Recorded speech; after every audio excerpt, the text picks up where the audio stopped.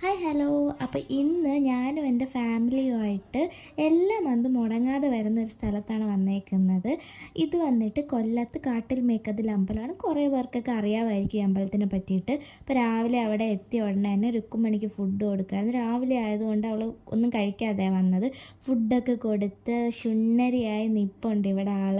പട്ടുപ്പാവാടയൊക്കെ ഇട്ട് ബോയൊക്കെ വെച്ച് നിൽക്കുമായിരുന്നു. ഫുഡൊക്കെ കഴിച്ചപ്പോഴത്തേക്കും ഫുള്ള് എനർജി ആയിട്ട് പിന്നെ അവിടെ ഒരു ഓട്ടവും ചാട്ടവും ബഹളവും ഒക്കെ ആയിരുന്നു. അങ്ങനെ എല്ലാവരും കൂടെ കയറി അമ്പലത്തിൽ പ്രാർത്ഥിച്ചു.